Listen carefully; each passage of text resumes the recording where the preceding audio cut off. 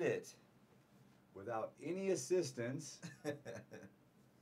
I had no sound assistance today, no equipment assistance. I think we got it running. How's that, Shalaby? Yeah, it's fun, man. Hey, everyone. Hey. How are you doing out there, YouTube land?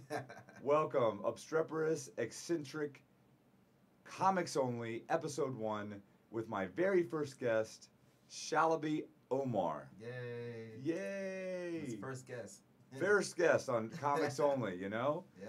I had 7 or 8 of the Obstreperous Eccentric General podcast. Uh-huh. Musicians, you know, I had an artist. She was fun, Cassie. She actually designed the back of my shirt. What do you think of my shirt? Obstreperous Eccentric YouTube. Oh, yeah, I like the color and everything. Right? Yeah, it's very cool. fun. Yeah. Yeah. Do you like the color? This color? Yeah, I like the color. Yeah. Do you like it with the blue, or would you like it without the blue? Would you like just a gold? Because what I'm going to do is I'm ordering another batch. This is the second batch. I'm going to order the third batch, and my plan is to have it say Obstreperous Eccentric Comics Only, like a what do you call a pasteboard or something, or you know what I mean? Yeah. Yeah. And what size are you? I'm a large. You're large, okay. Yeah. And what's your? You've already said you like the color. Is gold your normal favorite color? What's your favorite color in general? It's like turquoise. Turquoise. That's a blue, right? Yeah, I love turquoise. Then it's purple. Okay. I like bright colors, man. Yeah, me too, man. Me too. That's why I got the gold and the blue going. Yeah. I spent a pretty penny on these T-shirts because, you know, I really wanted to promote like a slow, steady build, and the marketing. I figured, you know, give it to, you know, I know a lot of people that could use some nice shirts. Yeah. So, you know, I gave them out. Unfortunately, I gave out the last one. It wouldn't have fit you anyway. It was a small. Yeah. To a woman last night, my new neighbor, and what's Mary, right? Oh, Mary. Yeah, Mary. Very nice lady. Yeah. She used to be a border patrol agent. Oh. Oh yeah, yeah, right. But she got sick. See, everybody in this building where I live, we're coming to you from the Star Apartments right now. Yeah. What'd you think of the outside of there, Omar? I got threatened twice. But you got threatened twice by really random guys, yeah. As they were walking by? Yeah. What'd they say? The first time one dude said he's gonna get me. I said, yeah, okay. So then when I come to his apartment, there was another guy that said, I'm gonna fuck wait for you outside. I said, yeah, okay. Really? Yeah. Wow. It's been a little testy the last couple of days. It's been extra testy. It's the beginning of the month. The end of the month is bad because the idiots down here run out of their government money to get you know, whatever inebriants or such that they need. Yeah. And then at the beginning of the month they have too much money, and especially the end of the month is bad for the drug addicts, and the beginning of the month is bad for the alcoholics. Yeah, so I apologize, and of course, no one will be getting you, and I will walk you out. And any future guests out there, in the future, I promise that I will meet you over on Main Street, okay? Or arrange you to park in the garage downstairs if you have a car, all right? Since that happened, I'm so sorry that don't worry about it. I don't. Does that happen much down here? You live like 2 blocks from here. Yeah, but no. It used to happen a lot when I first moved out here, like I said. When I first moved out here, I just hated LA. Hated downtown LA. When did you move downtown? A year ago. Oh, just a year ago? Yeah. Oh, it's improved a lot just in a year, huh? Yes. No, well, I moved to LA in 2012. Me too. What month? I moved in January. February Cool. 2nd, 2012. And the first time... January 24th, 2012. Hey, beat me a week. And what was my very first performance was at the Comedy Store, February 6th, I think. Oh, wow. Very, very first time on stage. But go ahead, continue what you were saying. Yeah, you know, I come downtown, and... Where'd you move before? Huh? Where'd you move before? Oh, Detroit. No, I'm saying in L.A. before you moved down here a year ago. Everywhere. Last place I was at was Studio City. I was crashing on the couch. Oh, okay. All right. With other comics? No, just my actor friend. Oh, okay. Cool. How's your actor friend doing? Is it making money yet? She's nah. I mean, she has a Her. real job. Okay. She has a real job, unlike me. Yeah. Right? Well, you do have a real job, bro. You You do. It's just that you ain't getting paid for it yet. Right? Yeah. I Yeah. mean, you know, whatever. I mean, the Comedy Store, they don't even make it easy for you to get up on stage and shit, you know? They don't have a ramp or nothing. Nothing, man. You know? Hell. Now that Mitzi's died and I'm assuming gone to That was- hell, so I would think. I mean, I'm pretty sure, you know? I mean, I don't know. Maybe I'm wrong, but... Did you get to perform in the original room or at all because of being in a wheelchair? Yeah, I mean, Did they how they do that for you? well, a lot of times, I usually have somebody there with me, or I ask one of the comics to just help me up the stairs. In your wheelchair? Yeah. Okay. Yeah. They've been pretty helpful on that end. Really? Just that end. You know? Just that end, right? Yeah, I hear you, man. Yeah, you know, comics aren't really supportive of other comics. Like, I don't understand why. Exactly, Omar. That's what, dude. You know, I expected. I mean, sorry, Shalaby. I just used to calling you Omar. It's okay. I like Shalaby though. Which do you prefer? Either way, it doesn't matter. You know what? When I moved out here in 2012, I was expecting it to be like a very, like a effort to everyone to improve their craft Yeah. and to get feedback Exactly. from other comics, and that has not been the case at all. In fact,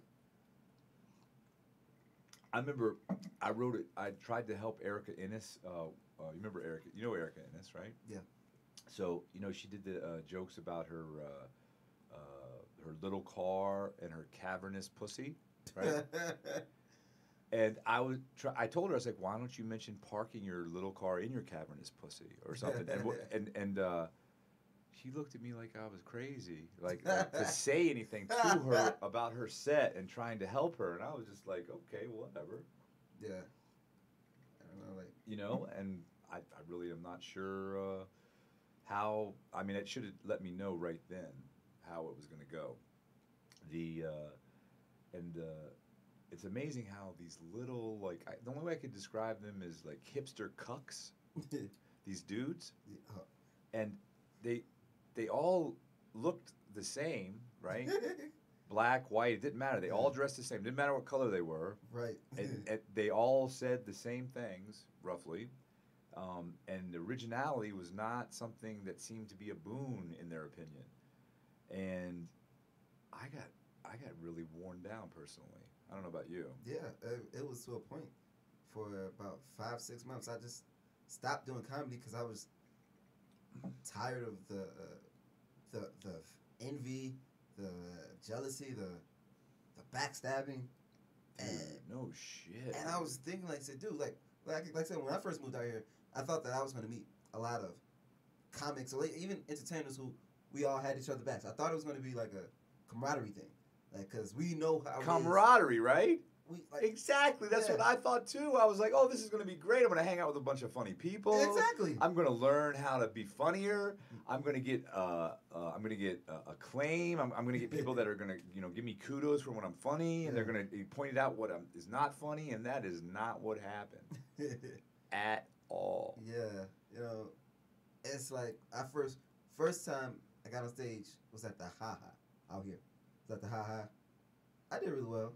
For a name, I gotta say, for a club that's named the Ha Ha, there's not a lot of laughs there. Okay, but go ahead. Yeah, I did really well there, and I seen some guys who were funny, so I was like, hey man, let's go write together, and I was like, yeah, that's cool, yeah, we can do that. We exchange numbers, and never call you back.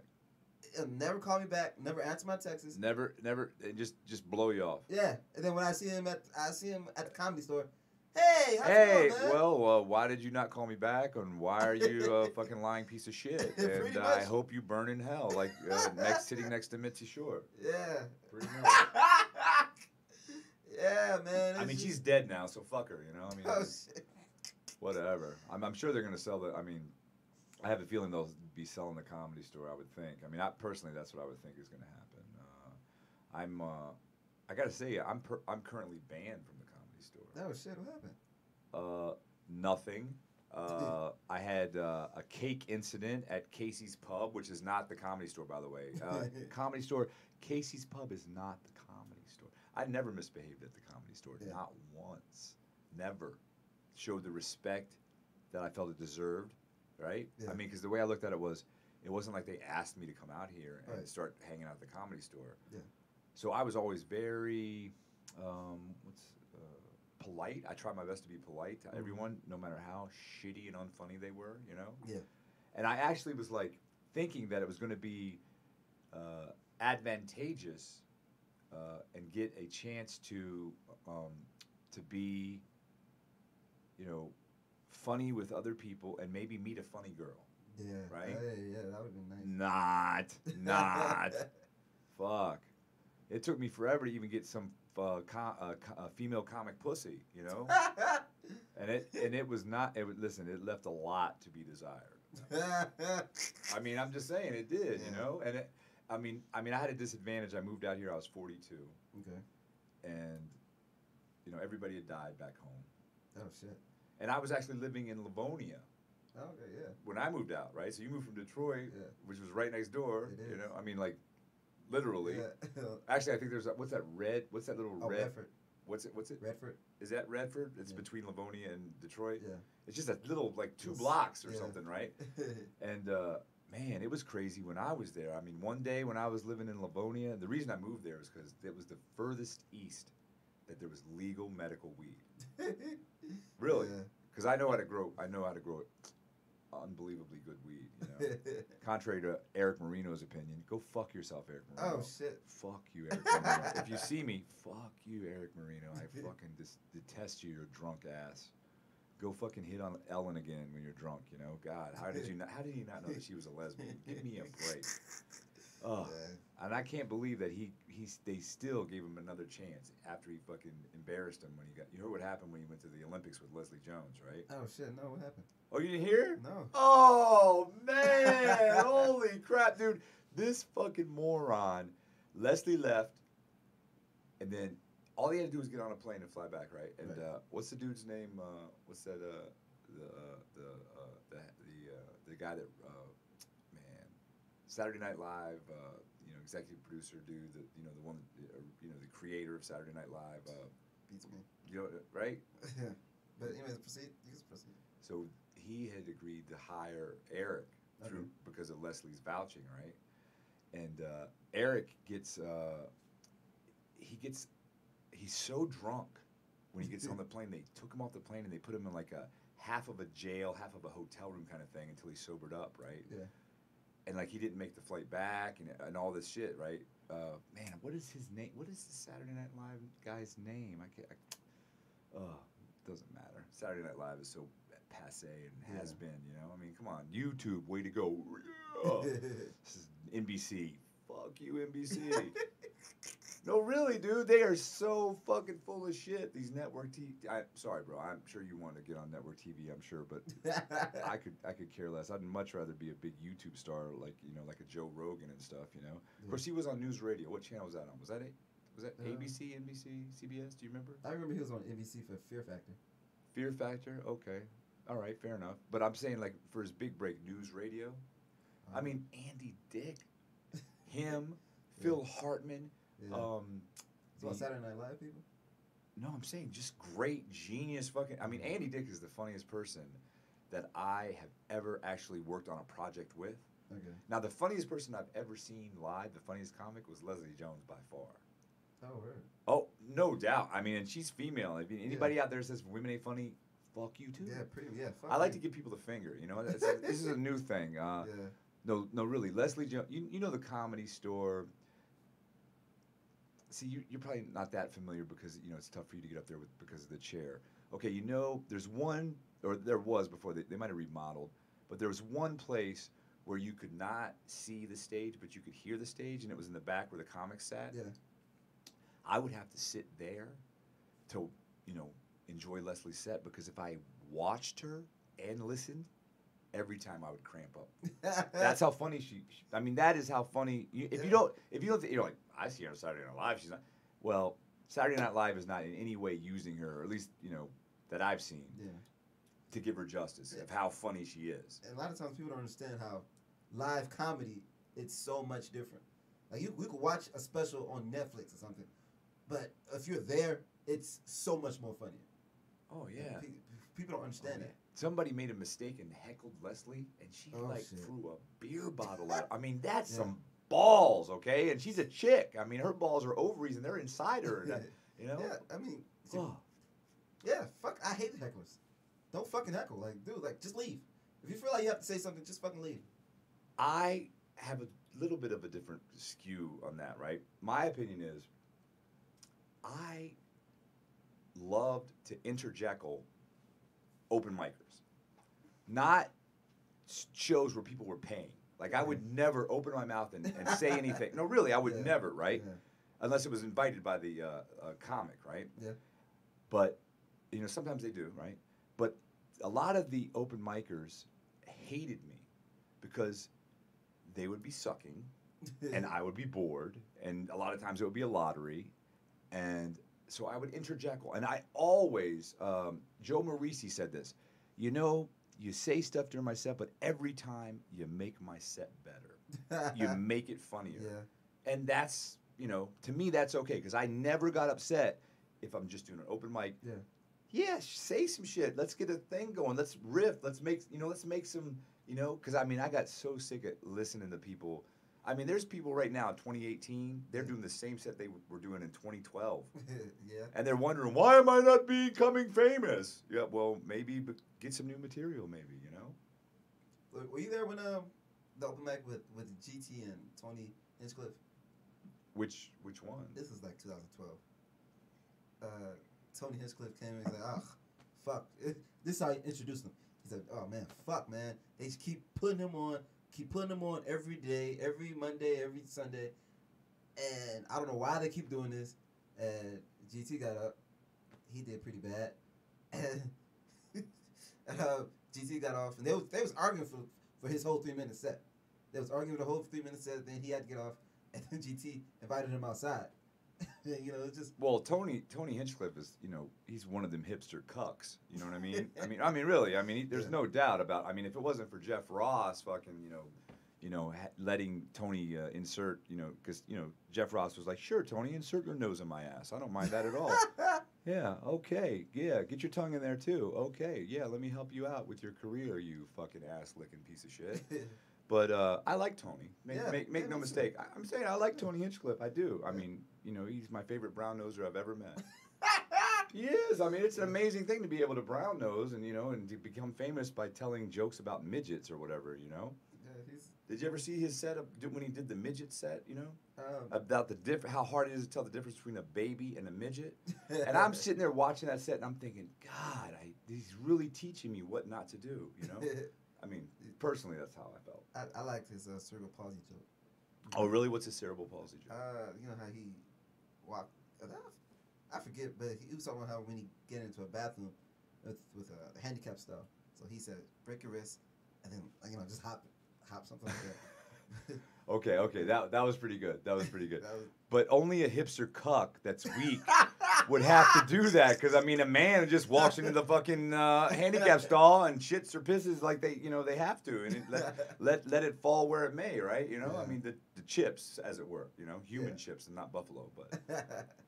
You know, I don't mind when people use the handicap stall. You know who I really, really like? Matt Edgar. Oh yeah. Matt Edgar, very, very funny guy. Very funny guy, and not a dick.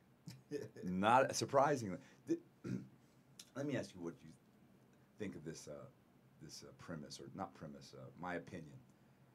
I personally believe that 3% of all the comics that you meet, whether they be established or journeyman style, or they are just open micers, 3% of them are the absolute best human beings on the planet. The best. You said 3%? 3%.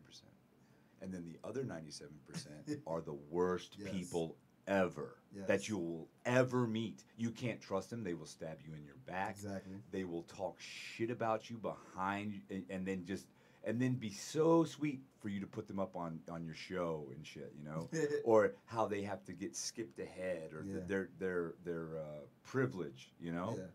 Yeah. What do you think? Is that accurate? That's pretty accurate. I think pretty much comics and musicians are some of the worst people I've ever met in my life. I think comics blow musicians away for being fucking complete, fucking total. I mean, as far as okay, you can say can we say it's comics, musicians? Can we do that? Okay, all right. I'll say. But the thing is that musicians, I feel it's more like the breakdown of the intelligence pattern of men and women, because men are the smartest, but they're also the stupidest. Like they go all the way across the spectrum, whereas women, there's plenty of super smart women, but they're more in the middle kind of thing, right? Yeah. They don't have the the stupidest woman is way smarter than the stupidest man, in my opinion, all right? I mean, and this is, I think science actually backs this up. So I feel the same way. I feel that there's plenty of asshole musicians. You're totally correct, you know? Yeah. But the level of asshole comedians is amazingly strong. We represent. You see, it's, to me, I think it's kind of the same because, you know, you have your comics who will actually eat shit the whole set, and then you can kill, and then the comic who eats shit will tell you about how you need to do that. You shouldn't have done that joke. That was an inappropriate joke. Yeah. Right? Like, dude, you just ate shit. You bombed terribly. Did you notice how bad you did? They never do. They never see that. Yeah. It's like no one laughed. Yeah. And they weren't even paying attention to you. Exactly. In their phone, you know, fingering that girl or something, you know, just. Dude, I used to love to watch open micers that had a lot of friends, right? And the open mic scene. And then they would actually get on a real show with real audience, right? And to me, do you have a magic number that you say, okay, that's definitely a real audience? Like, how many is your magic number? I have one. I'll tell you after you tell me. A real audience. Non-comics. Non-comics. To be a real audience. Maybe 20. 20? My magic number is 10. If I got 10 people that aren't comedians in a room, I feel I can perform, because you got to get one or two to laugh. And I just am sure that I'm going to be able to get the first couple of laughs from at least a couple, and then it just kind of snowballs. Yeah. But when you're trying to do a set and there's like no one but comics in the room, and they have seen your stuff and they fucking hate your guts for whatever reason, the majority of them, it's just like not conducive to get. I mean, I have seen someone that sucked at comedy getting laugh after laugh from their friends. Yeah. And then they get in front of a real audience. Ooh, but and they bite the big one, and not in a good not in a good way. Yeah. Not in a good way. Oh, look, we got a phone call. Let's see what's going on here. Oh, here we go. This chick, right? My ex. Yeah. She was supposed to show up last night, right? Right. And she's been stringing me along for like two or 3 weeks, some crazy shit, right? And she didn't show up, right? And I'm like, but what I did was, okay, at 4:22 a.m. I sent her a text saying, at 4:07 a.m. I said, I have a cocktail for you. And then at 4:22 a.m. I said, and some cock for your tail. And she didn't reply. And then at 5:35, I sent, don't worry about not showing up. I had a fun time anyway. And I sent her this picture. I'm not going to show you guys. I'm going to show Shalaby Omar here, okay? And you tell me what you think of this picture, bro. Let's see. Let's see. Open with photos just once. All right. So, and this was the picture that I sent her. Oh, buddy. Oh, buddy, right? Yeah. Isn't that smoking? Yeah. She smoked. This chick right here was so fucking cool. I was like, man, I wish I had a mask. And she's like, why? I was like, well, I said, if I had a mask, I would ask you to get topless and hold Max. Max is my dog, everybody. Yeah. So that I could send my ex the picture, right? And she was like, I'll just put my hat down over my face. Smoking, right? Yeah. Oh my God, so cool. my ex is 51, and she's 22. Oh shit! And she's got them. You saw them pierced nipples, Yeah, right? Oh perky my god, titties. I love pierced nipples. How are you? Are you a fan? I like perky titties. They're perky, right? Yeah, Yeah, hell yeah. nice. So I sent her that text saying, letting her know, don't worry about it that you didn't show up and screwed me over again. Because I had a fine time without your old ass. Hey. Hey! Hell yeah. That's the worst thing I find down here, is no sense of time. Around here especially. But even in LA in general. Yeah, that's LA. Period.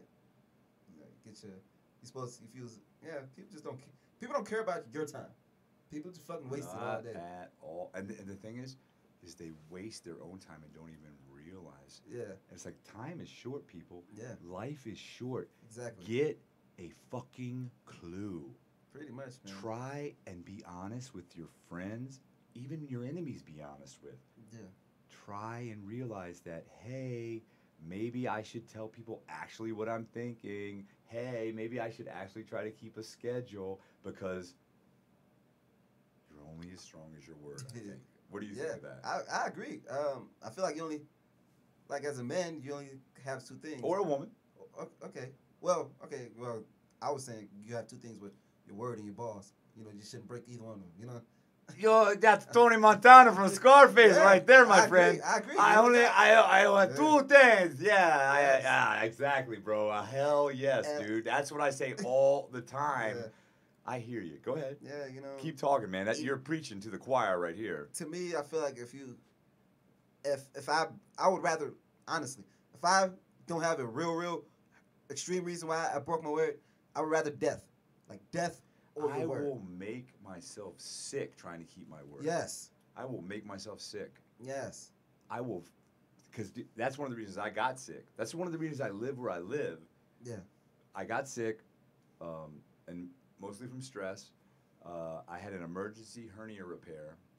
Oh. 9 months before, I had broken my right foot, and I had to have it operated on, because Cedars-Sinai, they misdiagnosed me because I was, one, uninsured, and two, not Jewish. Oh shit. I'm just saying, what else? I mean, Yeah. because it's like they said my foot was not broken, and guess what? It was. So 5 weeks later, I had to go to county and have them re-break my foot and put a pin in it, because Cedars-Sinai sucks. They also killed Johnny Carson. And Eazy-E. Huh? And Eazy-E. And Eazy-E. Hell yeah. Everybody What the dies. hell? Everybody dies there. Biggie Smalls died there. I don't want to nope. If I'm in Exactly. if I'm in trouble, Nope. I don't want to go to Cedars-Sinai. Nope. Hey, listen, man. County was much better. Yeah. The thing was, though, it wasn't county's fault. What happened was, I had an emergency hernia repair. It was like 9 days after I was evicted. And the reason I got evicted was because I broke my foot, and it made me impossible to get any hustle on. Yeah. I mean, really, dude. It was, and I don't know if you noticed, but I've lost a lot of weight recently. And since August, I've really focused on my diet, exercise. I have a bicycle now. Yeah. And because I broke my foot, unable to do anything, right? And which was grow medical cannabis mostly, right? I wasn't able to do it by myself. Right. And any help that I had, incompetent, right? Just, it's a lot harder to grow really good weed than you might realize. It's really a lot harder. Yeah. If you don't have the money to buy the perfect equipment and everything, then you got to know what you're doing. Do you know how to grow weed? Not at all. I hear it's a lot of patience too. A lot of patience, exactly.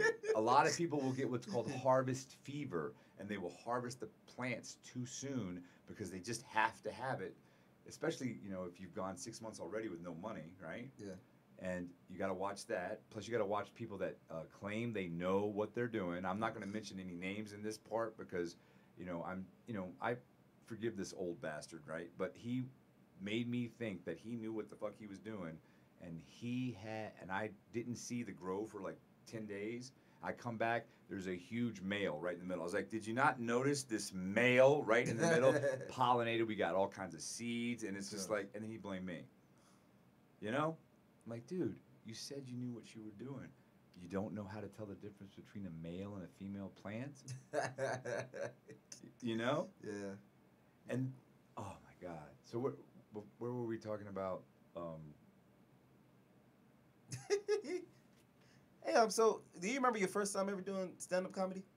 I do. It was at the Comedy Store. Oh, that was your first time. Yeah, yours was at Haha, right? Oh, actually, my first time was... Tell about it so I can answer this. This is what she just sent me. She said, about when I said, I sent her the text saying, don't worry about not showing up. I had fun time anyway. She sent me, I'm glad, I'm sorry, very stressed, fell asleep, I'm happy for you.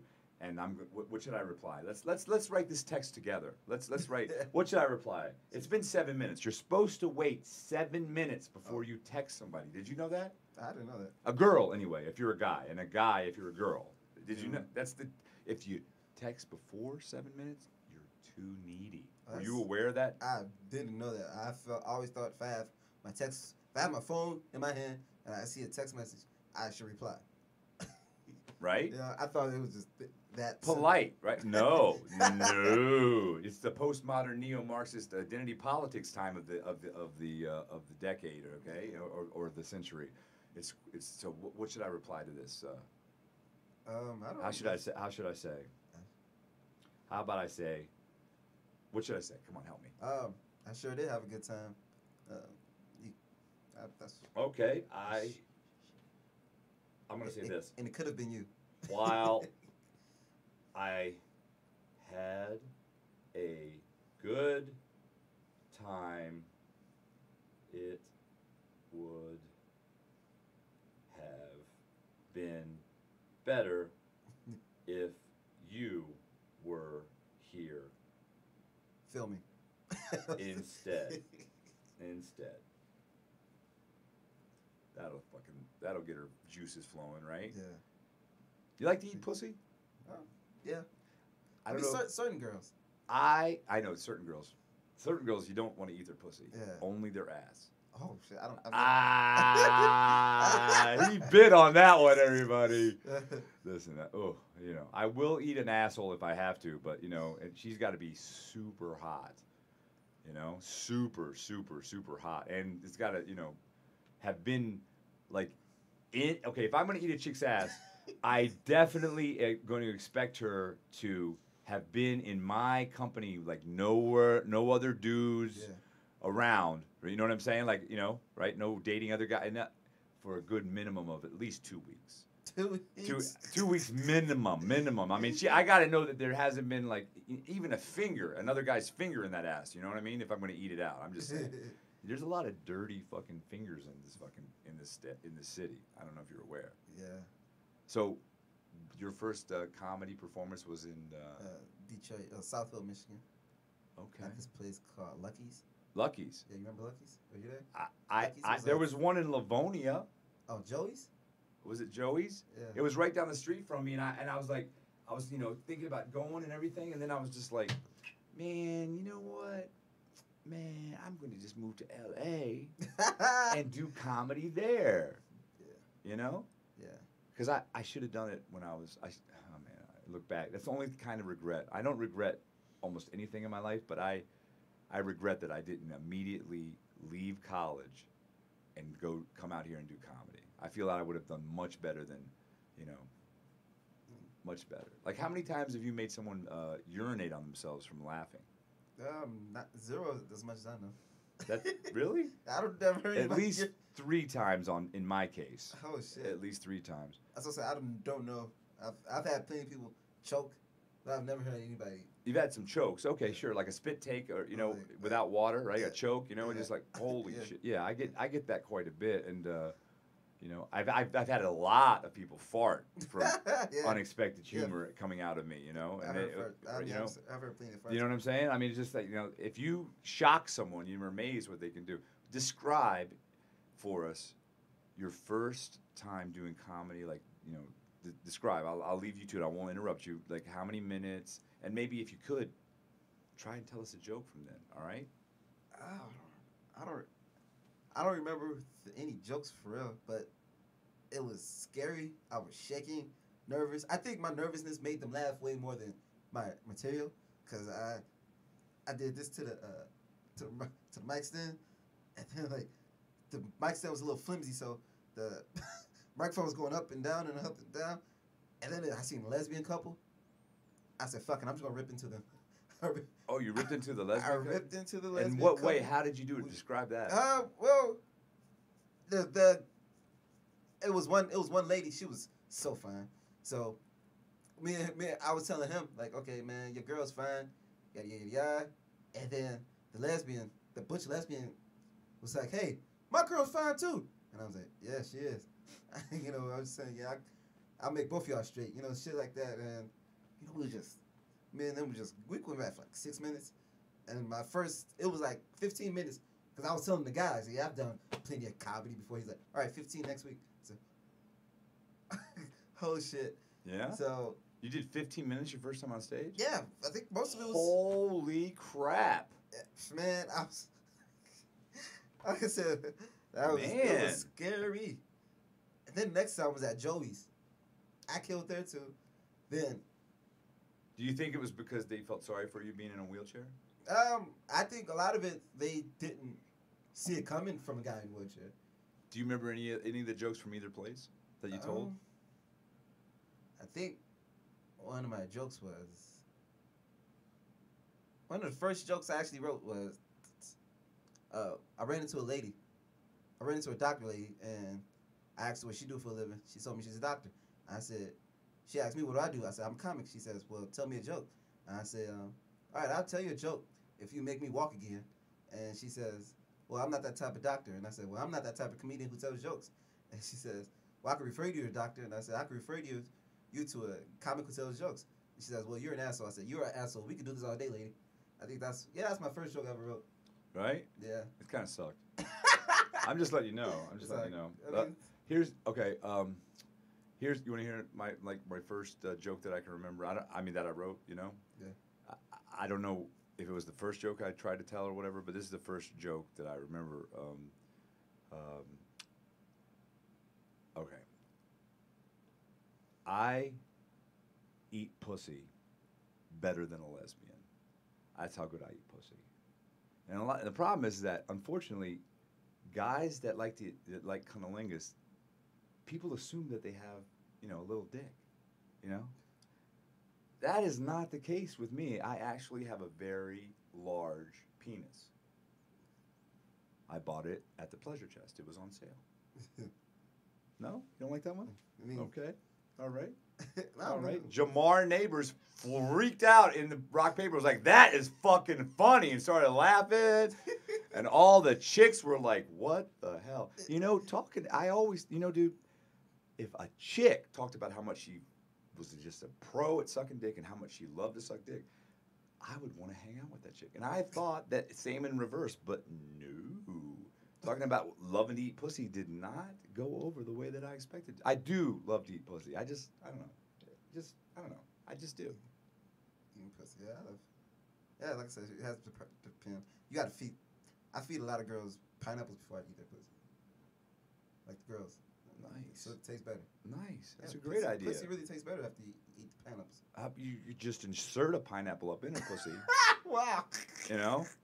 Well, I'm saying, well, depending how big the pussy, like Erica Innes is big cavernous pussy. I'm sure we could fit a pineapple up in there, right? Erica Innes, can you come on the podcast and we'll try to insert a pineapple in your pussy, It'll fit with your little car.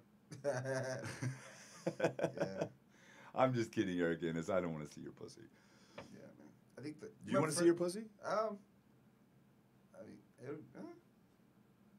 don't know. Come on. Maybe yes or no? Come on. Yes or no? I mean, it's probably not the first pussy I would want to go see, but if I'm bored. If you were bored? Yeah, like, hey, she's like, hey, look at my pussy. I'm like, all right. Okay, Eric Innes, he said if he's bored, he would look at your pussy. Okay, I'll look at it too. I'm not gonna lie. I'll look at your pussy. Pussy's pussy, right? But what? I disagree. But my buddy upstairs said there's only big old fat ones and fat old big ones. There's only two kinds of pussy: big old fat ones and fat old big ones. And it's just like, I disagree. There's tiny pussies. Oh, you got tiny pussies. You got big pussies. Yeah. You got stretchy pussies. You got. And what's the pussy exactly? What are we talking about? Are we talking about the whole thing? We're about the clit and the labia and the fucking, is it labia or labia?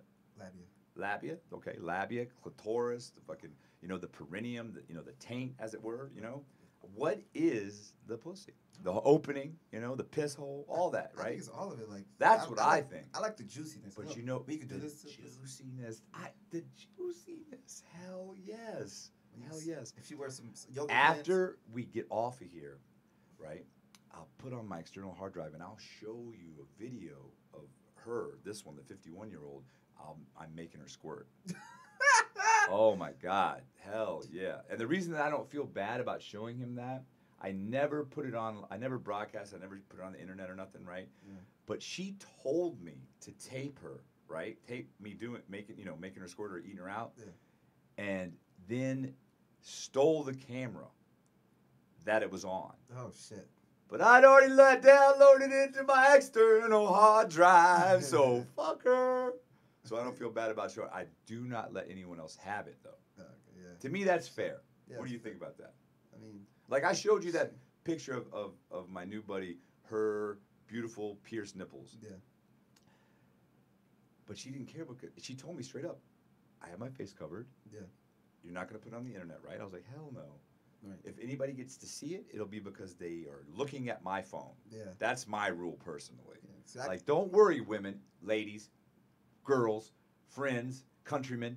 If I take a video or a picture of a sex act that I'm doing with you or you're doing with me, your nudity, your wonderful, I mean, because I'm sure all of you have beautiful, beautiful pussies out there. Yeah. All you females, right? Don't you think?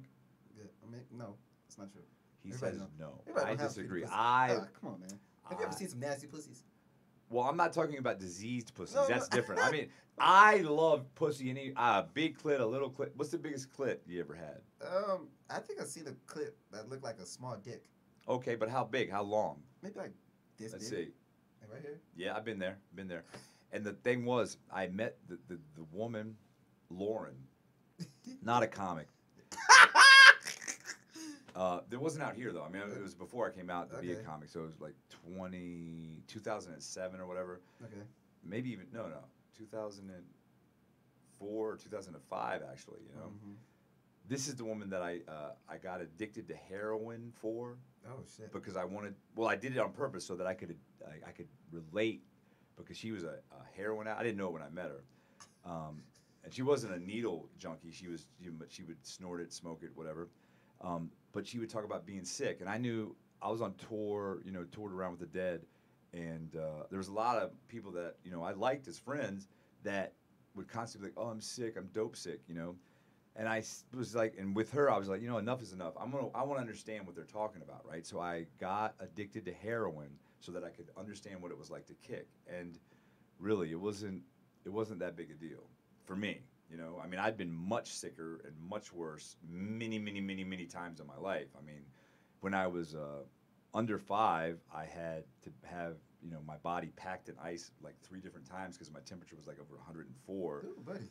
Yeah, I'm saying. So, I mean, I was used to like always everybody looking at me like I was about to die and all this stuff, And really, it was just like a really bad flu, when I kicked. And that's just the way I am. I like to try to understand, as much as I can. Now, I have to say, when I met her, it was very fun, right? And and all this drama happened to get her back to my hotel room, right, on tour, right? We just seen the show and everything, right? And she comes back to my room, and we start making out. We're kissing. She's got these big, beautiful, bodacious titties. I mean, just gorgeous, right? And she's playing with my dick. I'm just about to reach in her pants. I said plant, almost said plants. She also grew weed. Anyway, so I'm about to go down in her panties, and she goes, "By the way, I have a really big clit." And now at this point, I was just like, "Oh fuck, what does this mean?" Right? So I don't know if you're aware, but it's surprisingly difficult to tell the difference in the dark between a small penis and a large clitoris. Yeah, that's what I was talking about. So I figured if I put it in my mouth and sucked on it and nothing came out, then I was all good. Plus there was no balls and there was a vaginal opening. Right. Yeah, things worked out great. Nothing came out of that clitoris, okay? I mean, and it kind of looked like a small dick, I have to admit, when I saw it in the light and fully, Not that I didn't really see it that first time. I don't know if I could have done it if I'd seen it, right? Was you afraid it's gonna get hard when you sucking it? Oh, it got hard as a motherfucker, bro. That big clip. Oh, I got that girl going. Going. Let me tell you, okay? But, see, this is the thing that really irritates me about people that are judgy about other people's sex acts. Yeah. If the sex acts are consensual that you're involved in, it's nobody else's fucking business. Pretty much. And you, right? Yeah. And you should never feel guilty about what you find pleasurable if it's consensual, and it, you know, as long as it doesn't involve like you and consensual somebody. adults. Yes, of course, consensual adults. That's a given, and you should not judge people for what they're doing. Yeah. Oh my God, it's tough though. That's all they do now is judge. What do you think about identity politics? I'm not really sure what identity politics is. That's breaking down. It has to do with like the postmodernist, neo-Marxist take in college, where they break everyone down into groups, right? Instead of saying we're all humans, all U.S. citizens, it's like everyone is different. Like you would be disabled and black and a man, Okay. right? And so you would be high on the scale, identity politics, right? Because you're black and you're disabled. So people are supposed to listen to you because of that, which is bullshit in my opinion. And then I am a white male. That means that no one should listen to me because everyone knows that all the world's problems were caused by white men. That's what identity politics is. But I don't know. I can't believe you're not familiar with that. But I think people will listen to you more than they will listen to me. What do you mean? Like, you being a white man. They will listen to you. Are you kidding? Are you kidding? I can't. That's part. I didn't understand. See, the thing was, I didn't understand what is going on with me trying to do comedy. Why are people that I don't even know treating me like I'm an asshole and you don't even know me yet? Now, once you get to know me and you think I'm an asshole, that's fine, okay? You think I'm an asshole. I am an asshole. I don't mind being an asshole. But just assuming, because that's racism in itself. Okay, you see, this is the thing. Like, in this entertainment business, I think it's hard for, like, you know, how tall are you? Like 6 feet, right? 6'2". 6'2" white guy. It's a shitload of you. So I think it's harder for you guys to break in versus me, a black guy in a wheelchair. I think maybe I could break in easier. Oh, in the comedy? Comedy, without a doubt. Comedy, acting. Like I just went on an audition 2 weeks ago. I bet, man. I seen a. Because you're what they want. I you fit into the identity politics scheme of things of what is valid. I can't have a valid opinion because of white privilege and being a man. And it's like, look, let's be clear. First off, I am a red pill person now. I have eaten the red pill. You're familiar? Red pill, blue pill? Matrix? Yeah. If you eat the blue pill, you will wake up tomorrow in your bed. Yeah. But if you eat the red pill, you will see how far down the rabbit hole goes. I think that was pretty close to Lawrence Fishburne's line right there. Is that about right? Yeah, that's about right. But I mean, like in the corporate world, I think you guys will make it. What? Faster than a regular black guy in a wheelchair. What, in the corporate world? Yeah, in the corporate world. No way, Yeah. dude. No way. Not now. This is the thing. None of that should matter. It shouldn't. All that should be based on is competency and merit.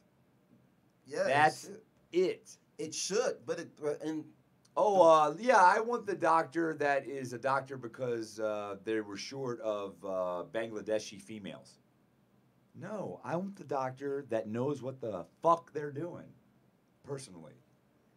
Okay, so if me and you dressed up as lawyers, going asking, getting the lawyers' opinions, trying to get clients, who do you think they're going to go to, me or you?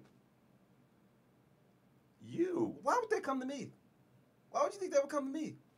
As a client. As a client. You want to know why? Yeah, please tell me. First off, in today's climate, right? We'll do that separate. But me personally, I would look at you and I'd be like, man, this motherfucker is a lawyer? this motherfucker must be smart as hell to have accomplished and overcome his issues to become a lawyer.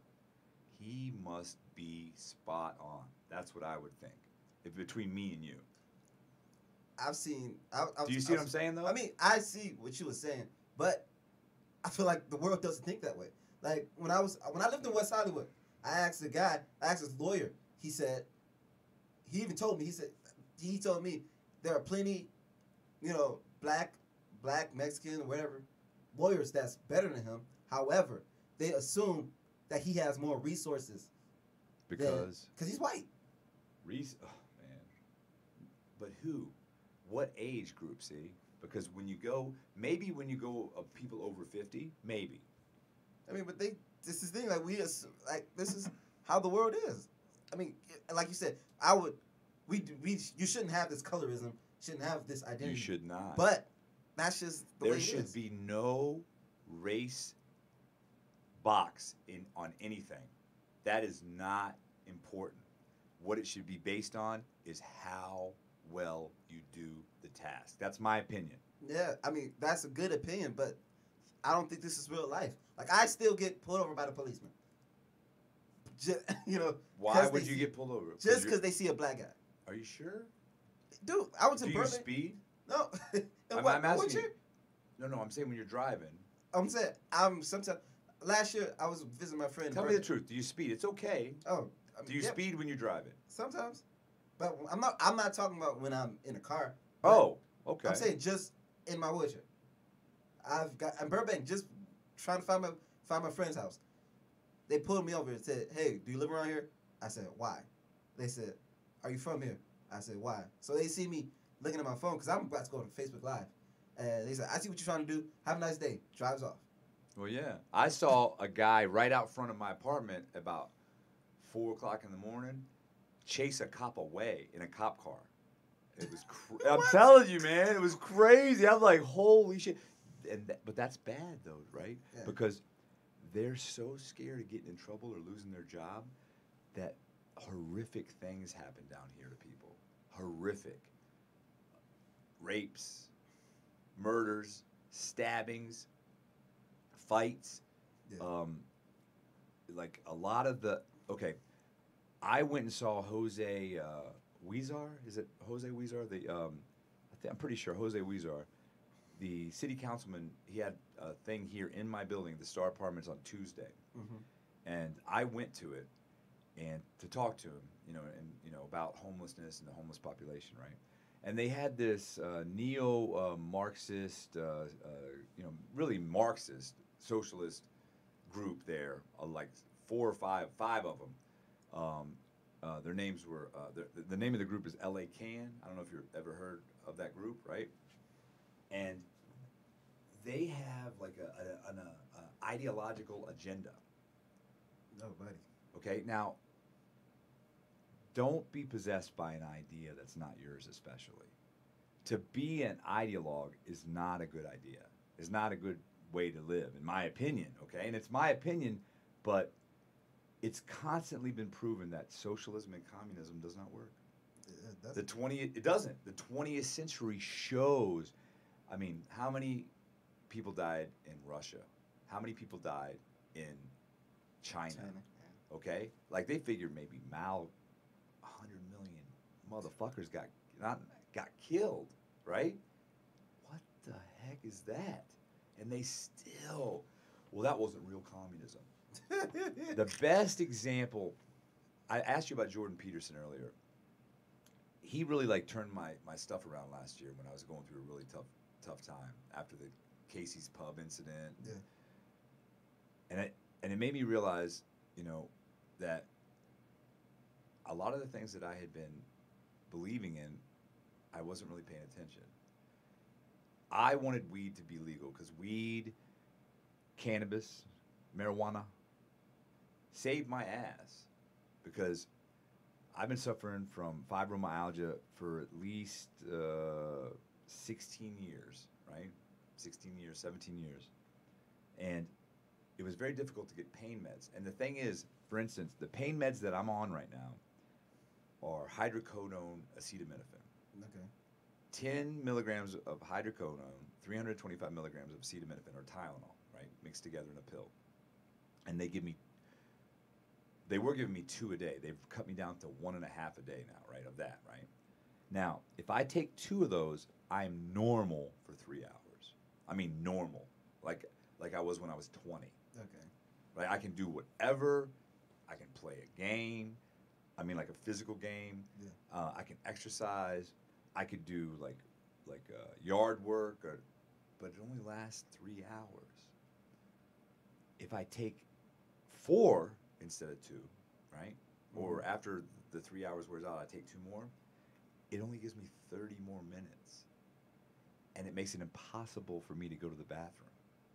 No shit. Yeah, it's terrible the way opiates treat anyone, but that's what it does to me. So that's all I got is 3 hours a day of being normal.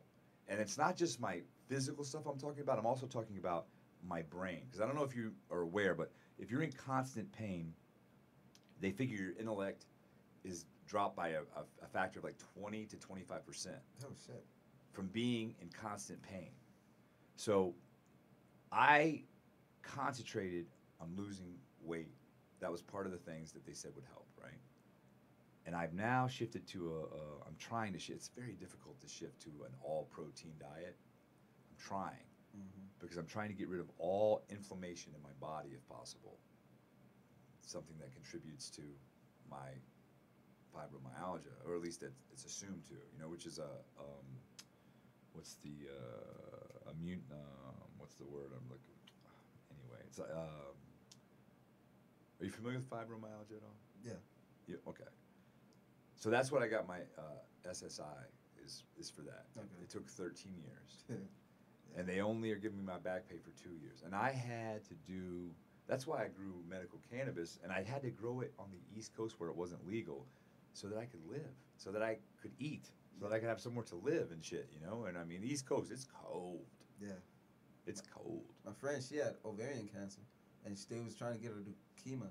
And she says no. She started smoking and she lost it. Right. Exactly. Like, I know so many stories like that. And the thing is that they finally, like 2 weeks ago, the feds acknowledged, and the reason they had to, they legalized CBDs. Yeah. Because all these kids with seizures, it's the only thing that'll work for them. Depakote, none of the shit. And the thing is, I had seizures when I was a little kid up until I was about 4. And it was before Depakote even. And they had me on phenobarbital, like a pretty large dosage, which is a barbiturate strong. I mean, woo, Yeah. I'll never forget my mom's mom, my maternal grandmother. Jimmy, who was the first person who ever gave you drugs? I was like, easy, you or mom. Oh my God, she freaked out, right? Yeah. But I vividly remember,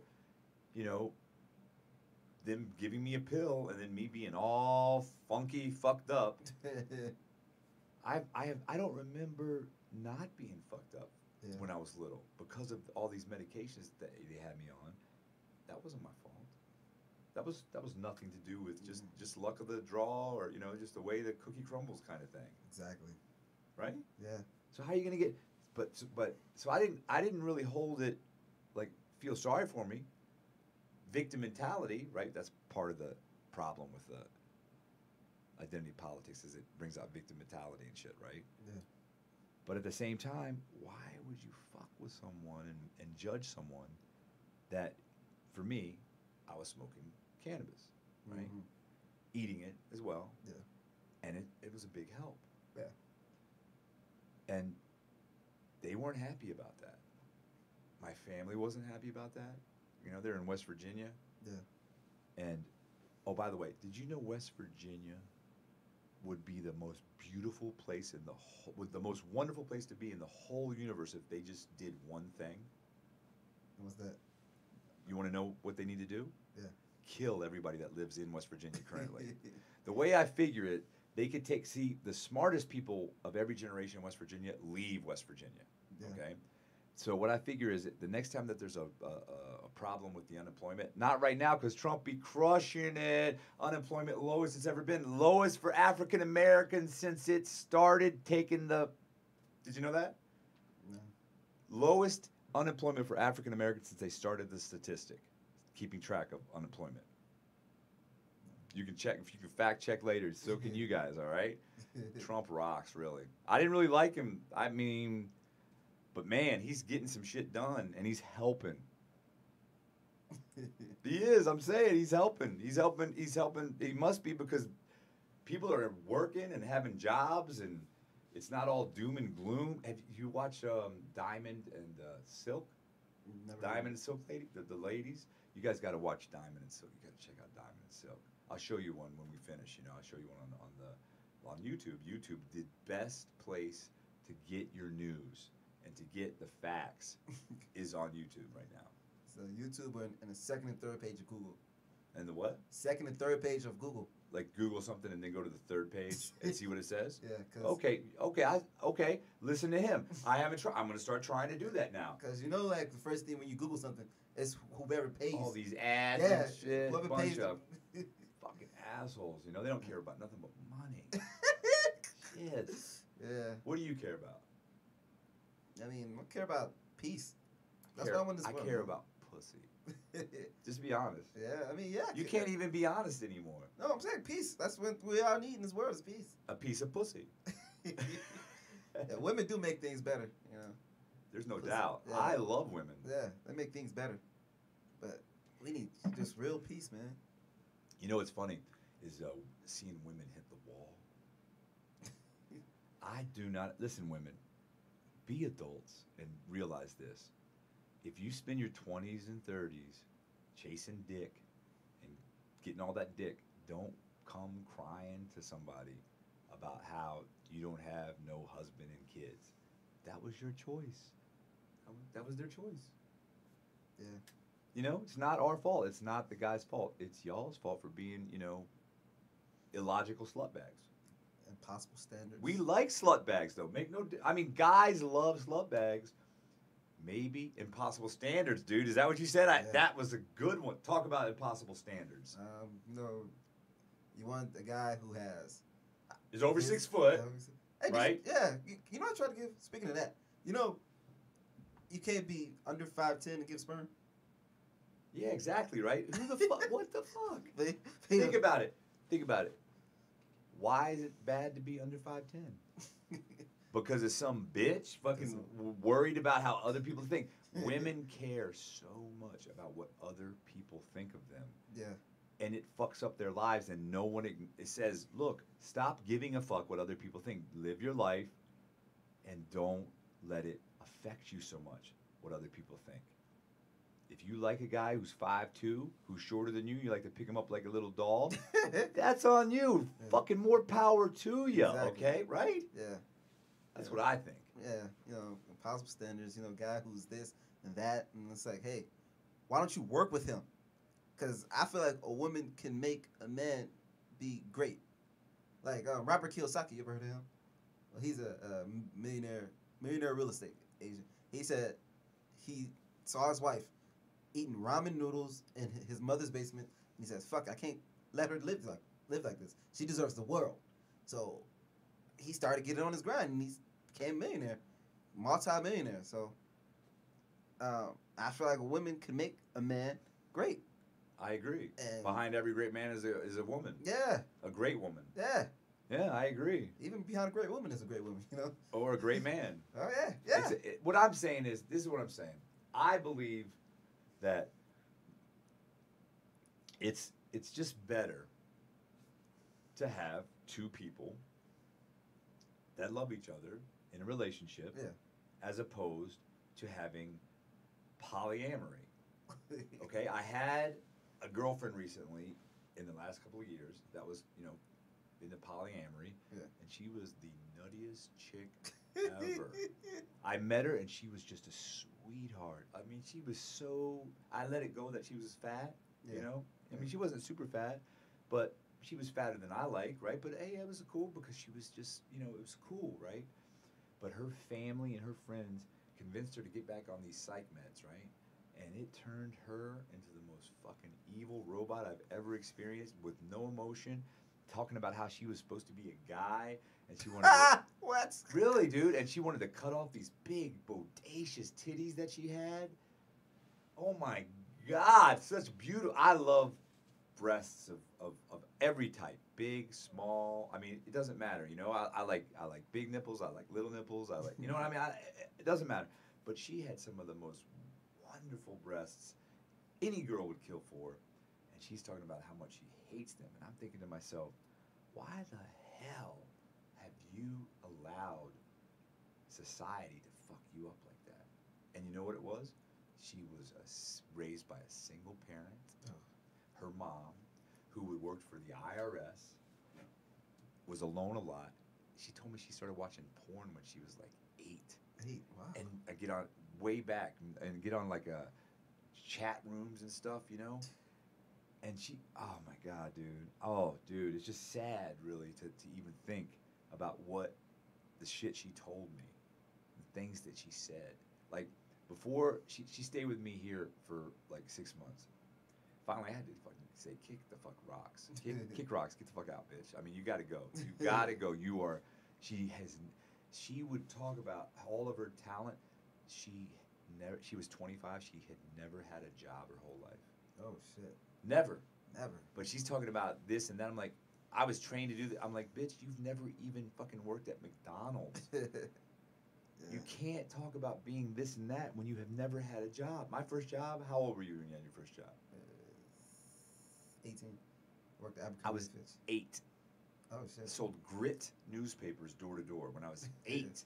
Okay? Wow. So and then I had to work with my dad when I was 11 as a man. I mean, like every Saturday, every day during the summer, I worked with my dad, except Wednesday because that was his day off. So Sunday and Wednesday we were off, and then I would work. And originally it was supposed to be me and my brother alternating. But that little fucking weak bitch, my brother, my older brother, he got mono. Oh, shit. Then he got mono again a second time, and then his ass moved to West Virginia because he was too scared to go to Parkdale High School in PG County, Maryland. 2 years later, when I was leaving Greenbelt Middle School and going to Parkdale, there was no concern about my safety going to Parkdale. Not at all. They could give 2 fucks, you know? So all right, no fucks taken, no fucks given. I don't care. So your brother was a favorite? Well, yeah, he was the oldest he wasn't only the oldest child in the family, he was the oldest grandchild in the, you know. Oh, okay. You know what I mean? So he was all, you know, on both sides, paternal and maternal, he was the oldest grandkid. So he got all kinds of fucking love, you know? It didn't really help. He's dead, so. Oh, shit. Yeah. Hey, if you're listening, fuck you, all right? You fucking asshole. He's dead, man. He's dead, man. Fuck him. Oh, shit. No, really, dude. Really. Fuck him. When last time you seen him? Before he died? How long was it before he died? Let's see, he died in 2010. They called me to tell me that he was in a coma, and then he died. And I had seen him maybe a month before in West Virginia, and yeah, I'll talk about it later, maybe. You know, okay. Maybe, but I can't really go into detail. But okay. Fuck you, bro. Fuck you. I mean, just too much to even, you know, to get into right now at this point in the podcast. Yeah, it's okay. I mean, do you have family members that you had to like turn your back on and to advance as a human being because they were holding you back, or? I guess moving out here, I felt like that. Maybe, you know, moving out here, I felt like I had to be by myself to make it or to like to do anything. But I don't know. I still talk to my family. You know, it's still a lot of love there. And I just felt like, you know, I had to branch out. I haven't talked to any member of my family except for my one cousin in 18 months. Oh, buddy. Yeah. My dad, hey dad, if you're listening, you're a weak cuck fuckhead. He convinced me that my nephew was senior abusing him about 18 months ago. And the thing was, my dad was supposed to move out here with me, right? Mm-hmm. And he chose to move from West Virginia to Alabama. Oh, and really? Everyone I've told that to is like, how the hell do you move from West Virginia to Alabama? Only a fool would go from a shithole to a fucking hellish shithole. And anybody from Alabama or West Virginia that might be offended, fuck you. Alabama. I used to live down there. I went to college down there. Oh my God. Yeah. I didn't really like Alabama. I visited it. Neither did I. You didn't? No. Yeah, I hear you, man. I can understand why. It's racist. It was so racist down there. I hear you, man. Those black people hated white people. Oh yeah, that's what it is. Racism goes both ways, my brother. Just remember. It goes both ways. When I was in the Army, all my NCOs were black, right? Okay. And I was 17 when I joined the Army. And all they saw was a white hick hillbilly from West Virginia. And they fucked with me so hard. And to mess with somebody just based on their race is racism. And to judge someone based on their race and not know him is racism. So this is what I learned there, okay? And I'll let you talk. Okay. After that, you can talk as long as you want about it. Go ahead. I learned this. I do not judge people on their sex, their race, their religion, their sexual preference, their intelligence. I judge people only on how they treat me. Go ahead, take it. I agree with you on that, but you should treat people on how they treat you and others. But I feel like black people can be prejudiced, but not racist.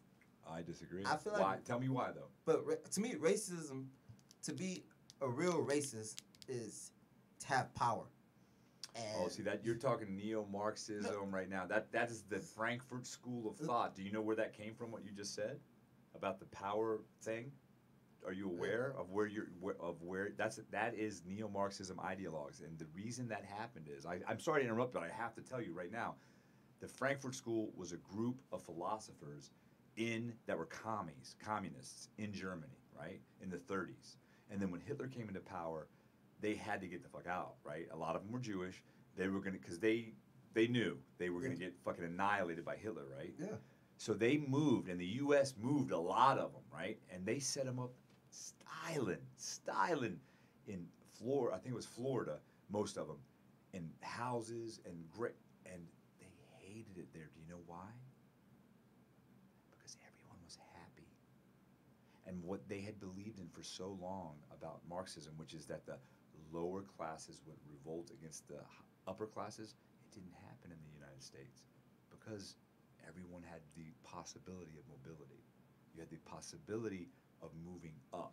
Not so much in Europe. I can understand because Europeans were so ingrained with classes, nobility and all that, right? But in the U.S., that's not how it was. So that's where they changed, and that's where identity politics came from that I was talking about earlier. And the belief that the only thing that there is power, and I disagree. But go ahead, say what you were saying. I mean, you see, minorities can't stop you from getting a job. Sure they can. Okay, what minorities stop you from getting a job? Does that ever happen to you? Dude, what are you talking about, bro? Here's an example. If the person that's hiring, right, is a person different than you, and they don't hire you because of your race, gender, whatever, religion, whatever, that right there is being discriminated against. That's power. They have power. Systemic racism, horrible thing, will fight against it any chance I see it, okay? Anytime I see it, I will fight against it, right?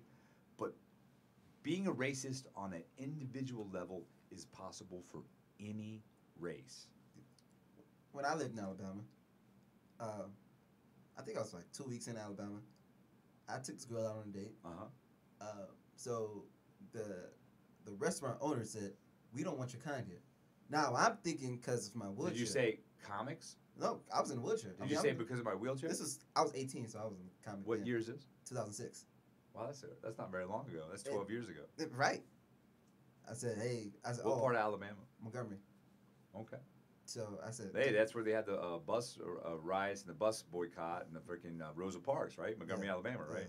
See, I'm up on it, bro, because I'm a big time supporter of Martin Luther King and all of the civil rights movements for equal justice under the law.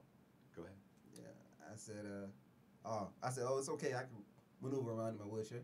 And he says, no, coloreds. He fucking used the word colored. Colored. What is the name of that restaurant right now? Shit, I don't know. I forget. I I didn't wish- even know what the name was back then. I wish you knew it, because we would call them up on the next podcast and talk and see. Oh man, I wish you got the guy's name and everything. No, because this thing, I was a guy from Detroit, and I hear about racism. But see, in Alabama. I didn't know. But that was one person's. But see, that was a personal level. That was his shit, right? Coming down on you, right? And I find that deplorable. But at the same time, you have to acknowledge that a black person could do the same thing in reverse, and it would still be racism. That's the disagreement that I have. That's what made me red pill. That's what made me see what was going on, is that suddenly everyone else can do whatever they want to white people, especially white men, and it's, here's one. That was 2006. That was 12 years ago, right?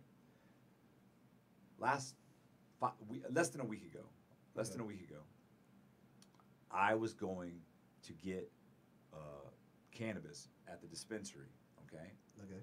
And I was kind of trying to hurry. I was on my bicycle, we were going. Reese is my IHSS provider, and we had to go somewhere or a meeting or something. Anyway, for some reason, I was in a tie, nice shirt and a tie, right? Yeah. And I'm riding as fast as I can to get there, and the weed was mostly for him, right? And I'm riding, and I'm on Olympic between Broadway and Hill, I think it was. I'm pretty sure Broadway. Yeah, it was on Olympic between Broadway and Hill, and there's a black guy with orange hair, okay, skinny, hipster type, right? Okay. Crossing the street, jaywalking, right there, he's breaking the law, okay. And as I rode my bike by him, not saying a word to him, not even, just just making sure not to hit him, right, with my bicycle. Mm-hmm. He's like, blah! And goes back towards, like he's walking this way across the street, and then he jumps back towards me like he's going to try to scare me. But when he does it, I really don't know if he meant to do this, but he hit me, physically touched me. Now, if he had just yelled at me, I would have laughed it off, no big deal. But I draw the line at having someone lay their hands on me, non-consensually. I hope you can agree with that. But someone to hit me for no reason, I had to turn my bike around. I did, because I was not going to. So I turned my bike around, and I'm riding back. I was like, dude, what the hell is your problem? And he was maybe 20, and he was acting extremely, but he didn't seem like a usual homeless person, because he didn't have a bunch of bags. He had one bag, but he didn't have, and he didn't appear like in any way like dirty, and I couldn't smell him, right? Okay, so mentally ill homeless people, whatever color, I give them a huge amount of leeway and let it go. A lot of stuff go, Like, I mean, they can't, I don't allow them to shit, piss, or come on me. Okay? Okay. I draw the line there, right? But I mean, say whatever you want, and as long as you don't touch me, you talk about fucking my mom, and I'm like, hey, she's buried, go have fun with that corpse. I just play along. I don't care, right? So he touched me, though. He hit me as I went by on my bike. And I could have wrecked my bike. Yeah. So I rode my bike back. And now he is trying to be a badass, right? But I could see he was fucking scared. And I was pissed, because pissed that he hit me. The first thing he says when I go, dude, why did you hit me? He goes, you called me a nigger. I was like, I didn't say a fucking word to you. What are you talking about? This fucking little hipster white cuck comes out of fucking nowhere, right? He's like, what's going on, guys? You guys should calm down. I was like, dude, this guy just freaking hit me. And he goes, no, he called me a nigger. I was like, I did not. I'm riding my bike. And this guy goes, sides with him. And I'm like, let me get this straight. Why would you side with him? I just want to know. Well, he goes, look at you and look at him. And he's filming me at this point. So I bitch slapped his ass, the little fucking white dude. Oh, shit. And then I threw the water bottle and hit the fucking black guy. And I said, you motherfuckers, if I wasn't busy right now, I would kick both of your asses. But I wondered, were they doing that as a setup for like YouTube? Or being LA, were they trying to steal my bike? You know, I have a nice bike. Yeah. It's about the nicest thing I own. It is the nicest thing I own, you know? And I got lucky to get a deal on it for Christmas, you know? I still paid for it, though. That's what I experienced less than a week ago. Minding my own business, not doing anything but trying to live my disabled veteran life. See how I dropped in some identity politics there? See how fucked up it is to have someone play the victim? I just want you to relate, dude, that it was not cool that they did that to me. It ruined the rest of my fucking afternoon, really. It really did. It really upset me that because I wanted to kick both their asses, but I was like, they're trying to steal my bike, or this is a setup on like a YouTube or some shit. So what do you think of that, man? Please tell me. I mean, I think that was, you know, an unfortunate time, unfortunate thing. You know, the guy hit you, and you know, I'm sorry that happened to you, and I'm sorry that the white guy came over there and just wanted to start shit with you. But like I said, like, you know, shit like that can happen to shit like that happen to black people all the time. Like Shit like that happens to me all the time. Every week I get called a white devil. Every day almost when I walk out of my apartment, okay, when I walk out the front door of this building, right? I'll have someone accost me that is whether maybe it's a black person, maybe it's a black man, maybe it's a black woman, maybe it's a Hispanic man, maybe it's a Hispanic woman. It could even be a white female who's crazy as fuck, because there's a lot of crazy people running around. But I don't allow that when that happens to me to make it so that I am fucking an asshole to anyone that are like them. You see, that's the point that I'm trying to make. And the problem is that identity politics, in my opinion, my not so humble opinion, makes it so that we are not seeing how much we're the same, because we're very much the same. It is a use to make it so that to divide us when we're not. We should never we should not allow people to divide us. It's like I said before, I know you feel this way, but how the majority would see this thing. The majority where? Here. In LA? In America, yes. No. Where in America? Okay, let's say on the coast, on the coasts, right? Yeah. It would be more. I would swear that I would believe that it would be more along the lines of what I experienced last week than what you experienced in Alabama. Dude, in LA, when I was 24. That's the first time I've ever been called a nigger to my face in LA. I've never been. Got called a nigger about 3 times here in LA. Really? Yes. But here's the thing. Who did it? White guys. No. But I'm saying, let's be clear. It's LA. There's a lot of mentally ill people. There's 50. Did you know that there's 56 or 58,000 homeless people in LA County? It's gone up. Garcetti acted like he had accomplished this, and the numbers went up, right? A lot of them. Dude. You should hang out one night here, okay, and sit on my balcony right out here, right, and we'll just watch quietly what goes on. There are people screaming and yelling, yes, and people shitting on this fucking sidewalk and pissing and attacking other people, but mostly just threatening to, okay? Yeah. And there's a woman that screams, "Give me my money, nigger," all the time. But she's fucking mentally ill. You can't. I don't see how you can make that the same comparison. But I'm not talking about those people. But how do you know they weren't mentally ill? I'm just wondering. Dude, okay, the first time, I was in Sun Valley, in a nice area, nice area, but you know, I was living like in a transitional men's transitional living. So that's what this place is for both sexes, is considered transitional housing that I'm living right now. You know, the guy it's nice for it, but you know. It was a guy in a car. The passenger, he's like, more niggers moving in the place, more niggers moving in the neighborhood. Yes, that's what he said. Even Man, I'm sorry that happened to you, bro. then, I don't like that at all. Go ahead, the next one. In North Hollywood, the same thing twice happened. The same thing. Well, okay, in North Hollywood, the guy was running down the escalator, and I was about to hold the door open for him, but the cop told me not to. He said, "Don't do it," and I was like, "All right."